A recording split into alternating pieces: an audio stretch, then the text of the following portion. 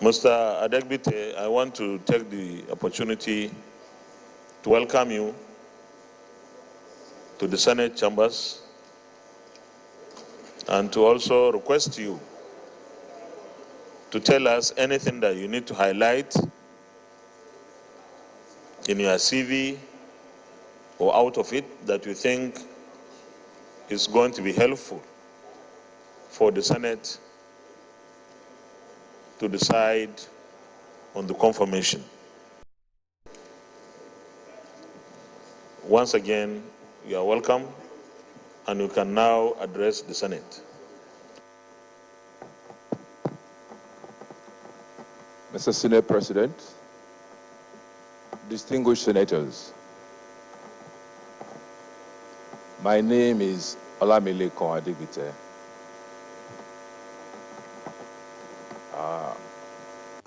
I was born and raised in Ibadan.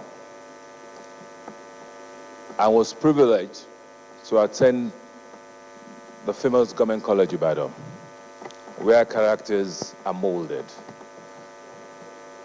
The motto of the school is very apt today. It says, learning to serve. After leaving Government College Ibadan, I wanted to study architecture. And at that time, you needed to have your A-levels before you could go to the university. So I went to the then Ogun State Polytechnic in Abeokuta for my A-levels. That was from 1971 to 1981. Then we had a two-tier examination, the Cambridge examination and the WAEC examination. I came out of Ogun State Polytechnic and went to the University of Lagos School of Architecture. I was fortunate early as a student to be involved in practical work, even within the university. There was a very popular photographic studio at the university then. I'm not sure whether it's still there. It's called Studio the Best. I struck a friendship with a man that owned the place.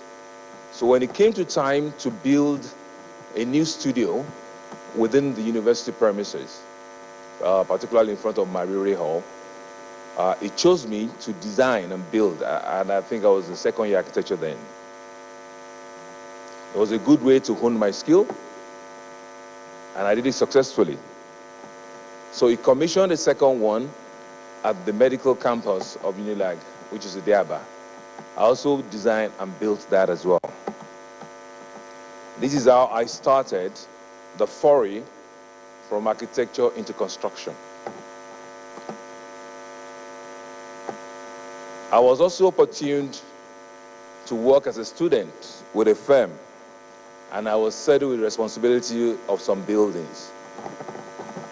Upon graduation from the university, I served with that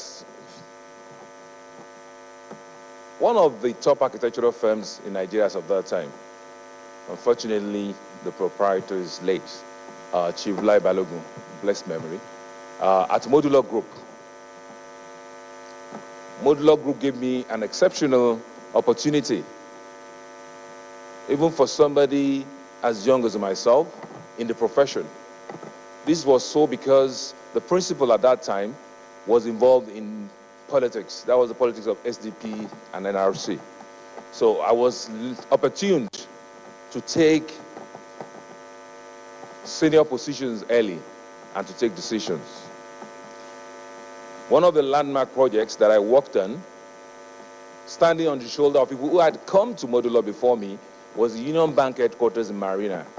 And at that time, it was a thing of pride. It was the tallest building in Nigeria in concept, 30-story Union Bank buildings in Marina with 3 basement floors. And it's on record that the principal trusted me enough to append my signature along with his own in the post-contract agreement that was signed with the bank. These among many other projects that I handled at Modular Group. In 1992, having become a professional architect, I've obtained my license from ACON, that's the Architect Restoration Council of Nigeria. I decided to venture into my own practice. And this I started May 2nd, 1992. I must say this, because the company was so good to me, Modular Group, instead of the traditional 1 month notice that was required of me, I gave a 3 months notice, which was in January, so I left in May.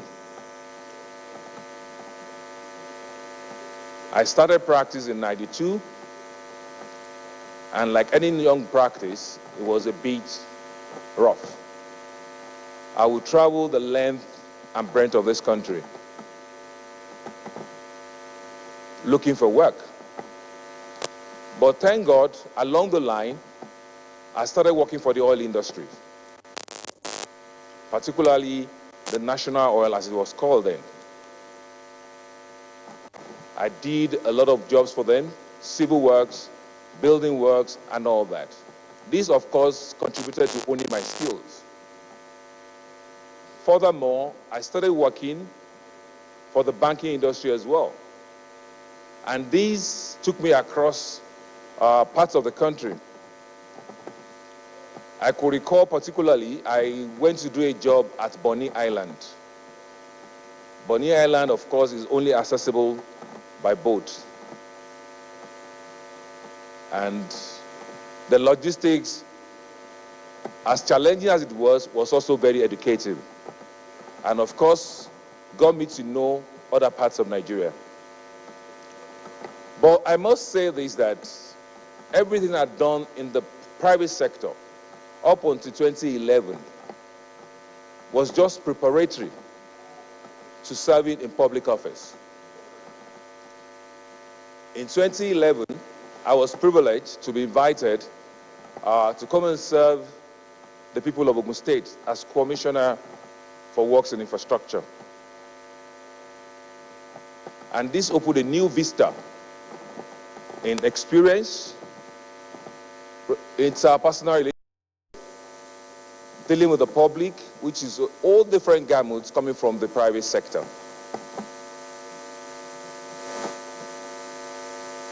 The governor had a vision which was primarily anchored on infrastructure.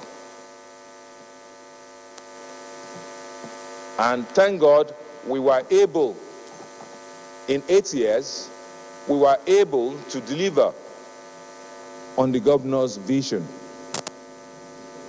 spearheaded by the Ministry of Works and Infrastructure. What this brought about and taught us is the fact that infrastructure is a panacea to most of the problems that we have in the society. One thing I realized, construction work, whether civil or building, is a large employer of labor, skilled and unskilled. At a point in time, on different sites within Ogun State, we gave employment to over 30,000 people that were earning their daily living from our project sites. I'm talking just about infrastructure projects, not talk of other things. Also, this made us to realize the fact that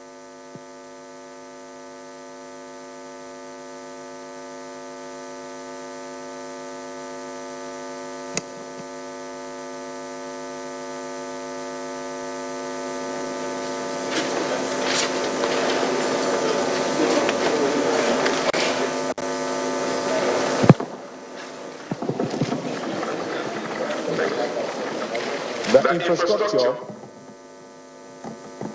played a lot of role in other sectors. The infrastructure, of course, deepened our IGR base, helped the health infrastructure as well, helped with education and so many things. But most importantly, it was a poverty alleviation mechanism, because a lot of people got employed and made their living. I may have to stop short there. I'll take questions and I may be able to explain further. Thank you. Thank you very much. Senator Sadiq Suleiman Umar.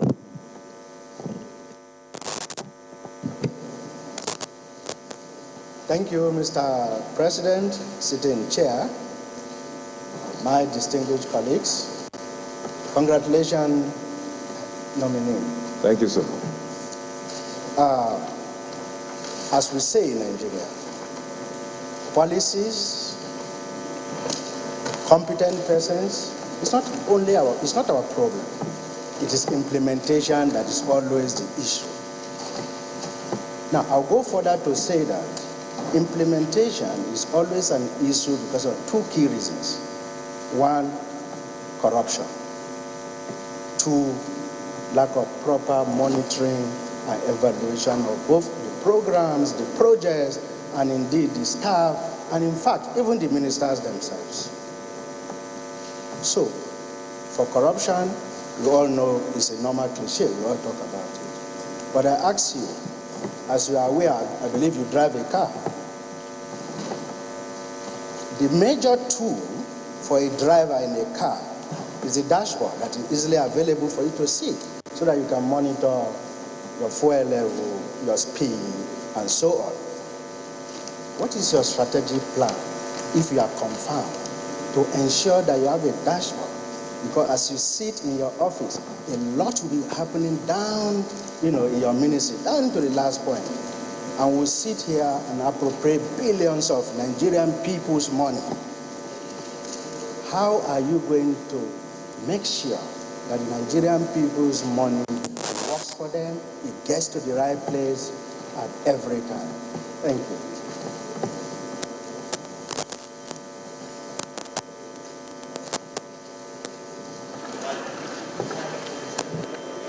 Senator Godia Okwashiki.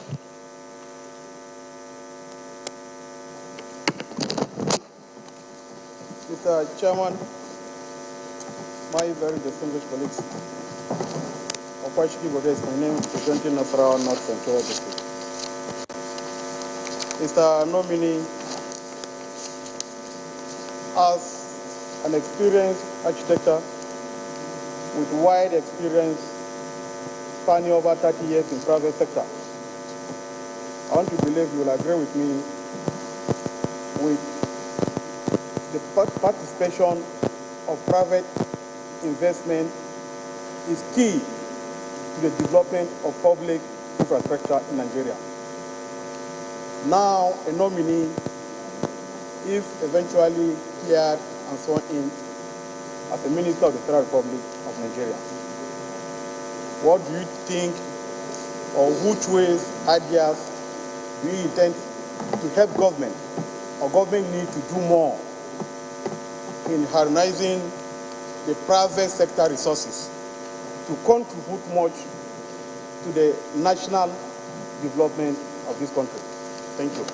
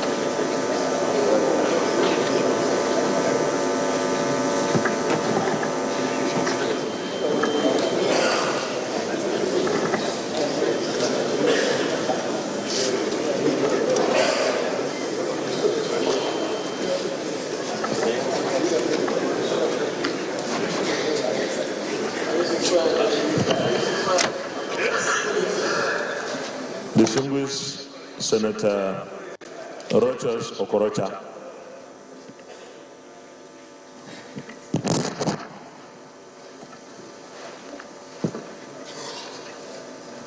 Mr. Senate President,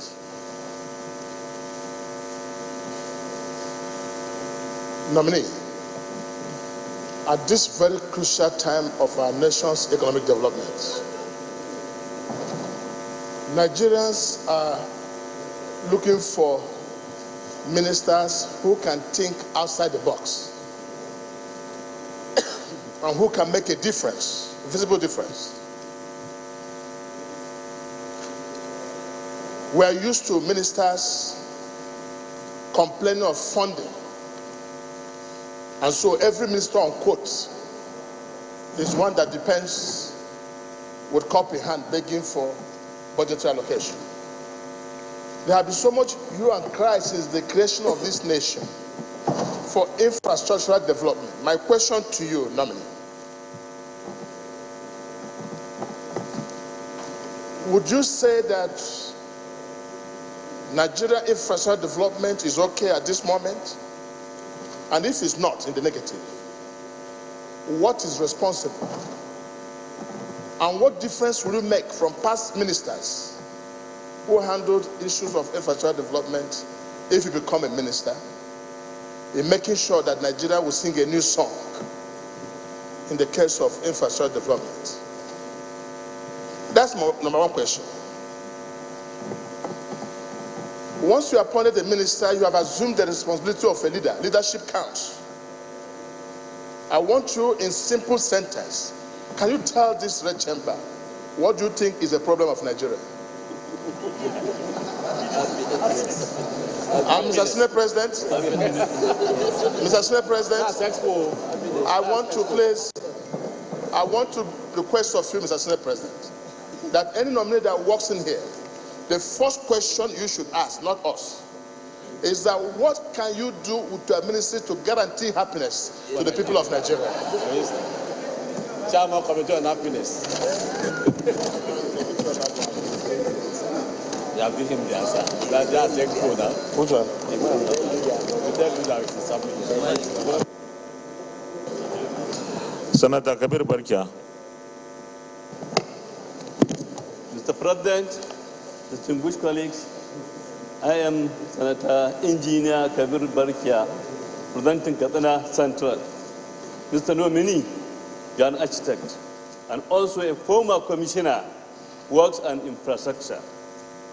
So my question just goes to, of recent, we are having serious problems of building collapsing in almost all parts of this country. So when you finally succeeded and become a minister, how are you going to tackle this menace we are experiencing? Thank you very much.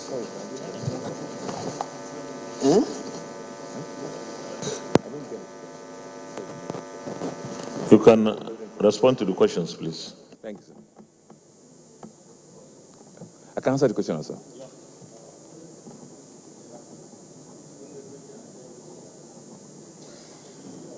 Thank you, sir. I think the first question is very straightforward. That is ensuring that Nigerian people's money work for them.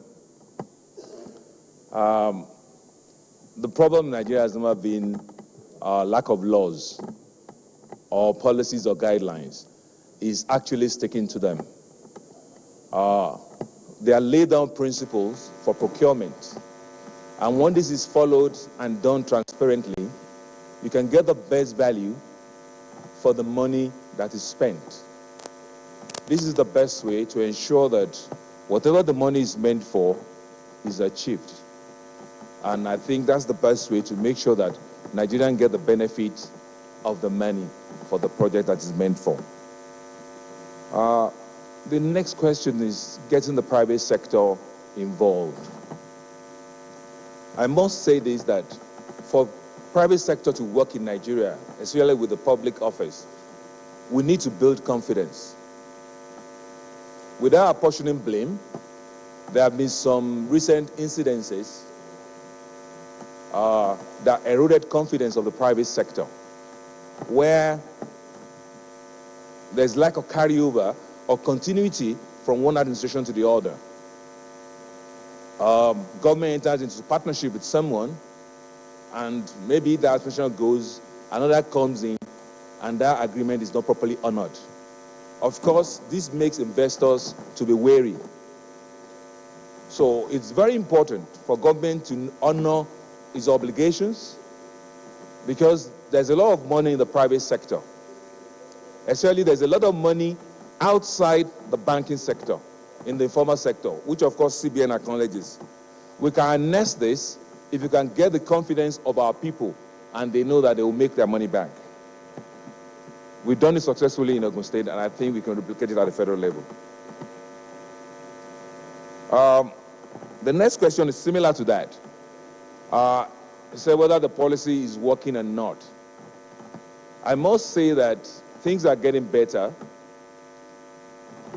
Projects that are being done before are being continued rather than being abandoned. There's no point saying that we must start new projects with every new administration when there are ones that are uncompleted by the former ones. If you have continuity, then it will augur well and better for the country. But most importantly, you ask what I would do if I had opportunity anywhere. One thing I've found that, as I say, it also leads to the lack of funding. Instead of spreading ourselves thin, we have X amount and we want to spread it over 100 projects. Balancing the geopolitical situation in Nigeria, we can concentrate on a few things so that we balance it out, but at the same time, we embark on projects that we can finish within a fixed time. I could give an easy example. When I became commissioner in Ogun State in 2011, there was a project that was awarded by the federal government, the road from Ibadan to Abeokuta via Akpata, Odeda. The project was awarded in 2010. As we speak, that project is yet to take off the ground. It's funding problem. But the contract subsists in the ministry. That means the contract is still on. So rather than spread ourselves thin, if you could pick projects strategically to balance the geopolitical equation and say, look, within 4 years, we can finish this, we can finish this, those are laudable achievements instead of spreading ourselves thin. I think that's the way out, and we'll get value for our money that way. Well, leadership. Leadership is not so much a problem in this country.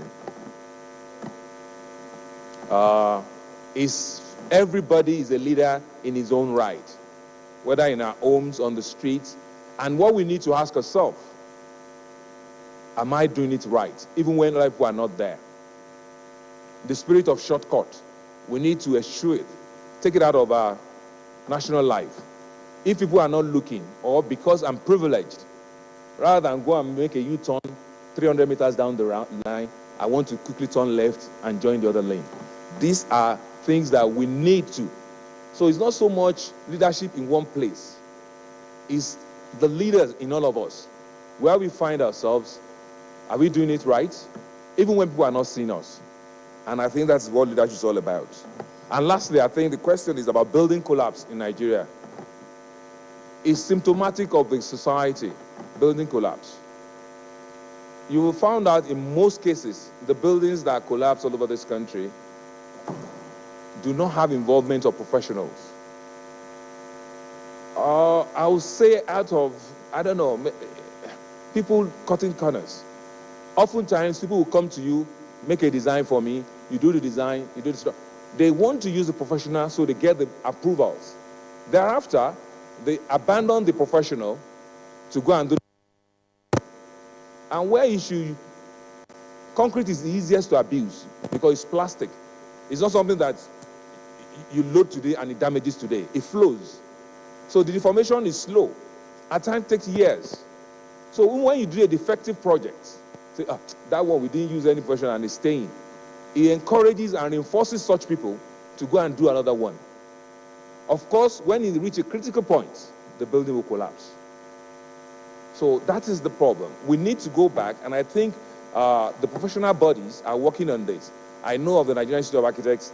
They're working with all other bodies, the engineers, the builders, to form a code such that even during construction, the states, the planning regulators will go around and ensure that the professionals that signed the drawings, that got the approval, are involved. If they are not, such projects should be altered automatically.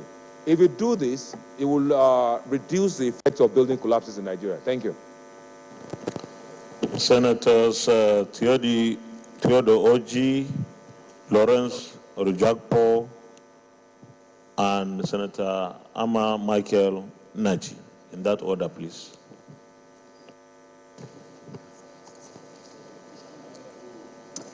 Thank you, Mr. President, my distinguished colleagues. My name is Senator Oji Ochendo. I represent Abia Central.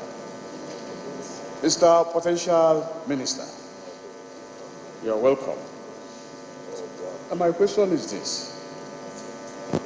If you go into the Executive Council and the President, and this question is without prejudice to your deployment of posting, and the President gives every minister a task, and that task is to suggest one way that these are our girls, the Chibok girls, that are still held hostage, can be brought back. What will be your own suggestion? Number two, see, the problem we are having with the executive at times in terms of budget, which is our main function, is late submission of proposals from ministries. If you are posted to a ministry and you have that problem, what will be your solution? Thank you.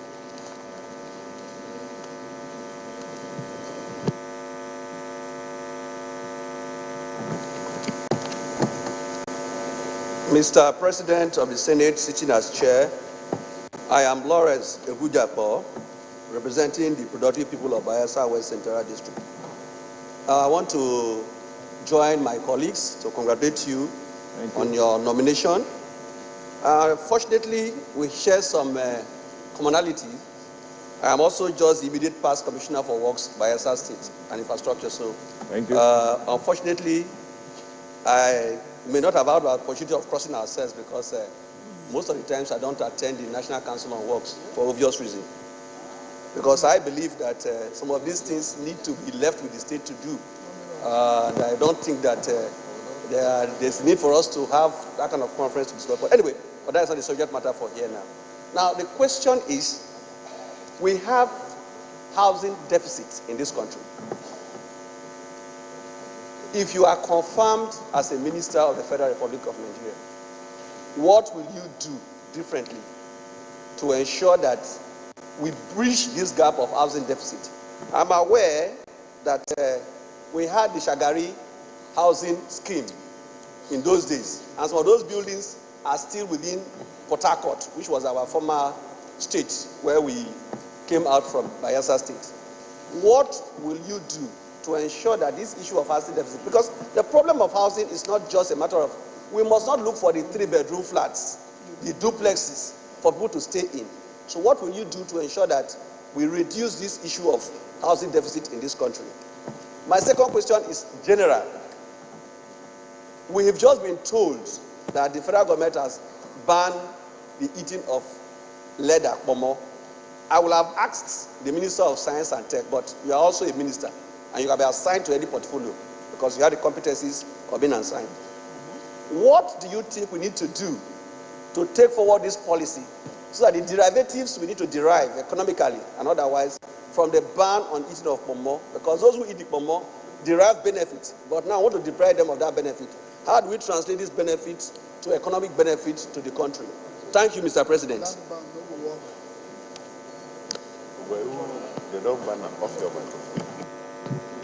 Senator Michael Nachi. Hello. Thank you, Mr. Chairman, distinguished colleagues. My distinguished architect, when I see fellow professionals in the building industry, I'm always happy. I've looked at your CV and your attached documents, but it does appear, I don't know if it is right for me to say it is an oversight that since you registered with ACON in 1998 and the Institute of Architects in 1992, I have not seen your practice license, and you've been handling big jobs. Of course, you know we frown at that. Secondly, assuming tomorrow you are assigned to Ministry of Works, and let me borrow Professor Jerry Ghana's speech. If you're architect, you architect well. If you're engineer, you engineer well. If you're a quantity surveyor, quantify well. Now, in the Ministry of Works, per se, which you know, let us not hide the fact that based on what I've said, corruption is deep there, because those who don't know anything anyway claims to know it, and government is wasting a lot of billions due to that aspect of it, which of course you know where I'm going. Now, how do you intend to help this government that is preaching of corruption every day to overcome this professional corruption? Because some particular profession in Ministry of Works claims that they are there. Whereas, you know, a business administrator spends the money. He still hires accountants to audit his spendings. But in our own construction industry, it is not there. So how do you intend to put correction or put end to these things we have been battling? Thank you.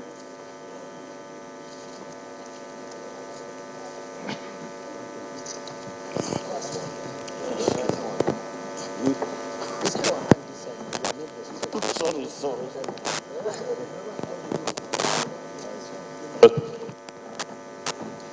You can respond to the questions. Thank you, sir. The first question this round is on Chibok girls. I must first admit my lack of competence in such matters. But from the layman's point of view, I think technology is so advanced that could help us, because even on Google Maps, there's something you call street level mapping. You could stay in your room and be looking at the streets of America or UK or anywhere in Europe. I know there's some military technology that's been deployed in warfare, maybe by people who are more advanced than us. If we could seek their help, we could begin to locate where these people are without jeopardizing lives. We could now evolve a strategy. The first thing is to locate where they are. Then we could evolve a strategy on how to release these people. It could be carrot and stick, some incentives. I don't think I can go further than that. The military experts would know. Late proposal of budgets. I can't say much about what has been happening, but I say that from my experience in 8 years working in Ogun State. In fact, for our budget, we have a particular date. It's second Tuesday in November. Whatever date it is, you must present budgets to the House. And we were able to do this for 8 years. Second Tuesday in November, the budget is presented, and before the year ends, oftentimes, the governor will sign the budget on 31st of December. But it gives the legislative arm about 7 to 8 weeks to consider the budget. We could have something like this in place at the federal level, so that Mr. President picks a particular date and everybody works towards that. Like, look, I'm going to present my budget every year, first Tuesday in November every year, second Tuesday, everybody works towards that. So, because it's the same amount of work that you do when you start and finish, that's also you're going to do. So if you know you're working towards a particular date, everything will have happened before that November date. We did it successfully in Ogun State for 8 years, and I think it's something that can be borrowed at the federal level. Housing deficits and bridging the gap. You see, housing itself is a social problem. And that's the first thing that we need to get right in this country.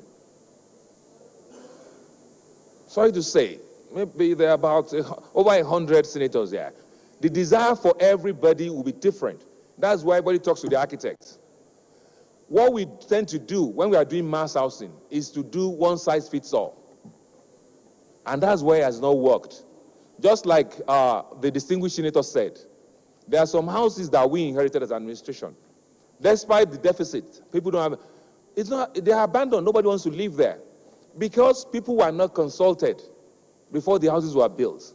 Location, type of houses, and all that. So, what I was taught in the university for housing, before you even embark on any housing at all, you must have something like a questionnaire to the intended targets. So it has to be localized. If I'm going to build houses maybe in Lagos, I'll design my questionnaire for the people around there. If I'm going to build in my village, maybe somewhere like that, I'm going to design the questionnaire for those people. You need to know what people want and how they want it. This is the only way to solve the housing problem, rather than build one size fits all that nobody wants to occupy. You say ban on pomo and leather products. I think it's a good thing to ban pomo because we import a lot of leather products in Nigeria, which, with the amount of cattle that we consume on a daily basis all over the nation, there's plenty of leather products that can come out of that. And practice the same make perfect. If you start the leather works, so it has to be incentives. The tendency is that because the pomo is cheaper, it's for the lower class people. So maybe some incentives, something to take them off pomo, maybe provide cheaper fish or something, so that the hides of the cattle could be harvested from the abattoir and turned to leather. My professional colleague, you mentioned practice license. Of course, I who served on the board of ACON for 3 years. So I do have a practice license. I don't think it was important to put there, but I've been practicing since 1992, and I do have a practice license. Thank you. Corruption. I cannot say that because that's a pointed accusation at the ministry and the people there. What I can say is that because you mentioned administrator, accountant, and all that, there's peculiarity, especially in the civil construction industry. Mr. President, we have 5 more minutes, please. Okay, sorry. 5 more minutes. I'm trying to answer the question, sir. Well, when you want to do bill of quantities for road, for instance, you can't give it to a quantity surveyor. It's called BEME, Bill of Engineering, Measurement, and Evaluation. It has to be done by engineers. Maybe that is why you think that ministry is a bit opaque. You know, there are some peculiarities with it. I can't talk further about it because I don't know when you say they're corrupt. Thank you. Is that the general view? Okay.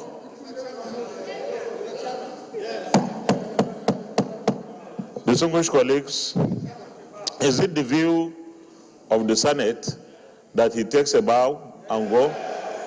Those in favor that he takes a bow and go say aye. Those against say nay. The ayes have it.